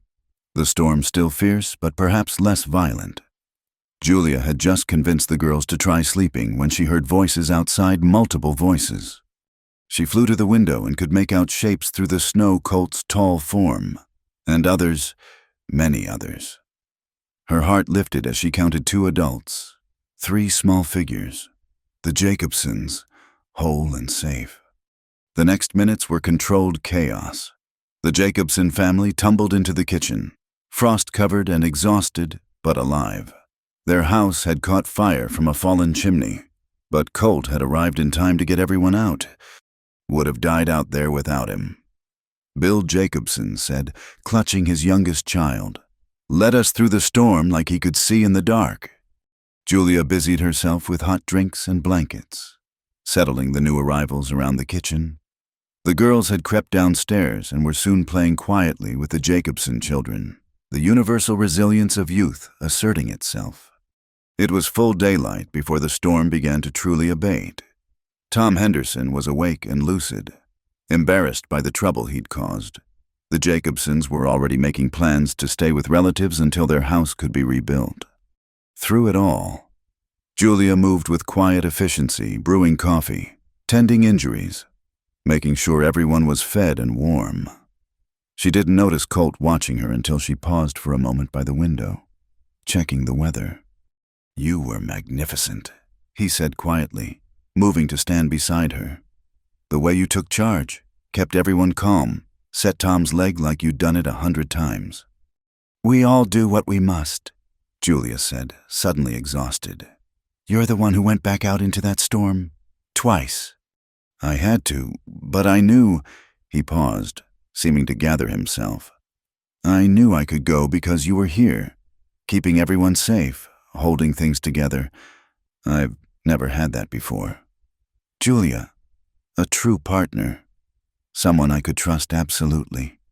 Around them, the kitchen buzzed with voices, children playing, adults planning, Tom arguing good-naturedly with Bill Jacobson about horse bloodlines.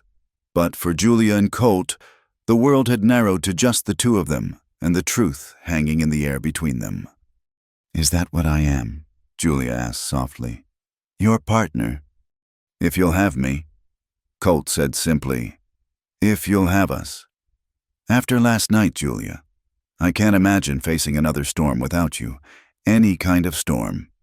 Before Julia could respond, May appeared at her elbow. "Miss Julia, Mrs.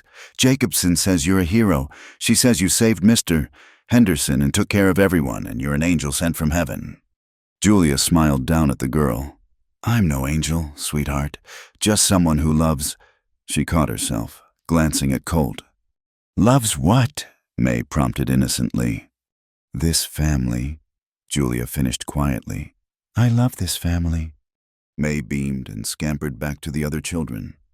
Colt stepped closer, his voice low and urgent. "Say it again. Not to May, to me." Julia looked up at him, this man who'd walked through 2 kinds of storms and come back to her each time. "I love this family," she repeated. "I love the girls, and I love you." Colt Rourke, despite every practical reason not to, despite the complications and the gossip and— He kissed her, right there in the crowded kitchen, with the Jacobsons and Tom Henderson and the children all around them. Colt Rourke kissed Julia Wren like a man who'd finally found his way home. When they parted, the kitchen had gone notably quiet. Then Tom Henderson's voice rang out from his pallet. "About time. I've got $5 says they're married before spring thaw." "I'll take that bet," Bill Jacobson laughed. "I say before month's end." "Papa's kissing Miss Julia," Lottie announced unnecessarily, causing general laughter. Colt kept his arms around Julia, grinning down at her. "What do you say, should we let Tom win his bet, or make Bill a richer man?" "I say," Julia replied, her heart so full she thought it might burst, "that after surviving this storm together, we can handle whatever comes next, including small-town gossip and wedding preparations." "Is that a yes?" Colt asked, hope and love naked in his eyes. That's a yes, Julia confirmed. To you, to the girls, to all of it. Yes. The kitchen erupted in cheers. May and Lottie threw themselves at Julia and Colt, creating a tangle of embracing arms. The Jacobson children clapped, their parents smiled, and Tom Henderson called out that someone better start planning a wedding feast because he intended to dance at it, broken leg or no. Outside, the storm was dying, leaving behind a world transformed by white. Inside, warmed by more than the stove. A different transformation was taking place. A house that had known too much sorrow was filled with joy. A family broken by loss was whole again. And two hearts that had traveled long, lonely roads had finally found their way to each other. Spring was still weeks away, but in the kitchen of the Double R Ranch, it had already arrived. Spring came early that year, melting the snow and rushing streams and painting the prairie with wildflowers. The Double R Ranch buzzed with preparation not just for the season's work, but for a wedding that had the whole county talking. Julia stood in her small room, but it wouldn't be hers much longer. May and Lottie sat on the bed, watching as she packed her few belongings. Not to leave, but to move into the main house, into the room she would share with Colt as his wife. "You'll still be here when we wake up tomorrow?" Lottie asked, a hint of her old anxiety creeping in. Julia sat beside her, pulling both girls close. "I'll be here tomorrow, and the day after, and the day after that. The only difference is I won't be Miss Julia anymore. I'll be your mama, if you'll have me." "Our mama," May repeated softly, testing the words. "Mama Julia." "Or just Mama, if you prefer," Julia said gently. "Whatever feels right to you." "Will you sing to us like you do now?" Lottie asked. "And teach us sewing and help with lessons?" "All of that and more," Julia promised. "Nothing has to change except my name and where I sleep." May grinned suddenly. "And you'll sleep next to Papa, not on the old chair or in this little room." Julia felt heat rise in her cheeks. Yes, well, that's how married people do things. A knock at the door interrupted them. Colt stood there, looking remarkably nervous for a man who'd faced down blizzards and prairie fires. "The minister's here," he said. "Tom Henderson, too, though he's still on crutches. Half the town, actually Mrs.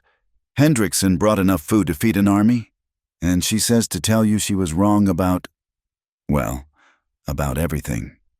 Julia stood, smoothing her new dress. It was simple but beautiful blue calico that matched her eyes, with delicate embroidery she and the girls had worked on together. "Are you ready for this?" "I've been ready since the day you walked up that path with your single bag and your quiet strength." Colt said, "The question is, are you—" Julia looked around the small room that had been her refuge, then at the girls who'd become her daughters, finally at the man who'd taught her heart to hope again. "I'm ready." They walked to the parlor together, the girls dancing ahead in their new dresses, yellow for May, pink for Lottie, both sewn with love and excitement over the past weeks. The house was full of neighbors, their face warm with approval.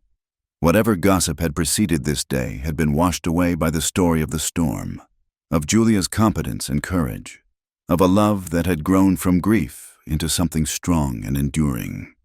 Reverend Matthews stood before the fireplace, which the girls had decorated with prairie roses and spring greenery. He smiled as they approached, his weathered face kind. "Dearly beloved," he began, and Julia felt the words sink into her bones like a blessing. "We gather today to witness something remarkable, not just a union of two people, but the blessing of a family already formed by love and tested by trial." The ceremony was simple but perfect. Colt's voice was steady as he promised to love, honor, and cherish. Julia's was clear as she vowed the same, adding quietly, "And to be a faithful mother to May and Lottie, to love them as my own, which they already are." When Reverend Matthews pronounced them husband and wife, when Colt kissed her with tender reverence, the room erupted in celebration. But it was the two small bodies that crashed into them, wrapping arms around both, That made Julia's eyes fill with tears. "Now you can't leave," Lottie said firmly. "You're our mama forever and ever." "Forever and ever," Julia agreed, holding them close. The celebration that followed filled the house with more joy than it had seen in years. Tom Henderson, true to his word, danced despite his crutches. The Jacobsons told everyone who'd listen how Julia had saved them all during the storm. Even Victoria Ashworth had sent a letter stiff but proper wishing them well from Chicago. As evening fell and guests began departing, Julia found herself on the porch with Colt, watching the sun set over the prairie. The girls were inside, helping Mrs. Henderson clear dishes and sneaking extra pieces of cake. "No regrets?" Colt asked, pulling her close. "How could I regret finding home?" Julia replied. "Though, if you'd told me that October day that I'd end up married to my employer, mistress of a ranch, and mother to 2 girls, I'd have thought you mad." "Life rarely goes as planned," Colt agreed. "Thank God for that." They stood in comfortable silence, watching the sky paint itself in shades of pink and gold. The prairie stretched endless before them, full of challenges and possibilities. "The house will need expanding," Colt said suddenly. "If we're blessed with more children." Julia smiled against his shoulder. "One miracle at a time. Mr. Rourke. We've only just managed this one." "Mrs. Rourke," he corrected, and the name sent a thrill through her.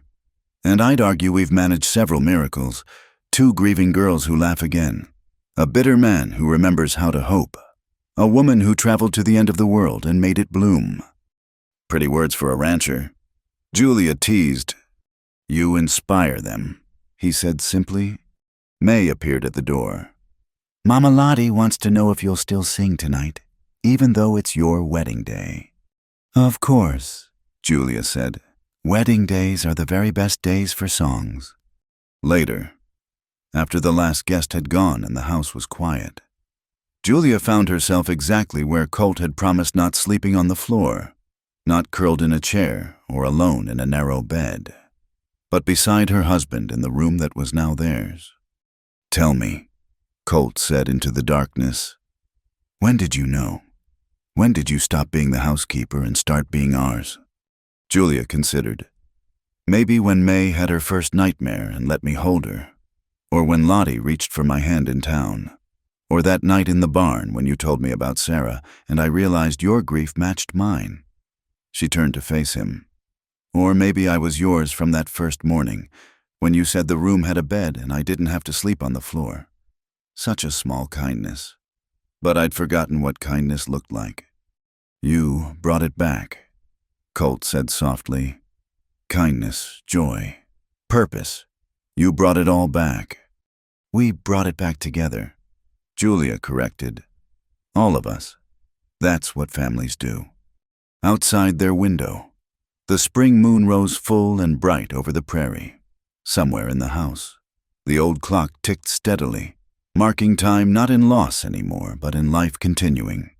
2 girls slept peacefully, dreaming of a mother who would be there in the morning. A man who'd thought his heart buried held his wife close, marveling at second chances. And Julia Wren Rourke, who'd come to Stone Hollow with nothing but sorrow and a single bag, lay in the embrace of everything she'd never dared dream of finding. Home, family, love, purpose, all of it woven together like the finest cloth, strong enough to weather any storm. "Where will you sleep?" Lottie had asked that morning. And now Julia knew the answer that had always been waiting, patient as spring after winter. "Right where I belong," she whispered into the darkness. "Right where I belong." The prairie wind sang through the grass. And in the kitchen, Julia's mother's sewing machine sat ready for all the mending and making still to come. But tonight, nothing was broken. Tonight, everything was whole. And in a ranch house at the edge of the world, a family slept sound and safe, bound together not by blood alone, but by choice, by courage, and by the endless capacity of the human heart to begin again. Forever and ever, just as Lottie had said, forever and ever. Amen. Thank you so much for listening to this story of love, loss, and new beginnings in the American frontier. I'd love to hear where you're enjoying this tale. Are you listening while driving through the countryside, cozied up at home, or perhaps during your daily commute? Please share your thoughts in the comments below, and let's connect over our love of these Western romance stories. If you enjoyed Julie and Colt's journey, please subscribe to Wild West Stories 1850. Give this video a like, and hit that hype button to help more listeners discover this heartwarming story. Your support means the world and helps me bring you more tales from the frontier. Until next time, partners.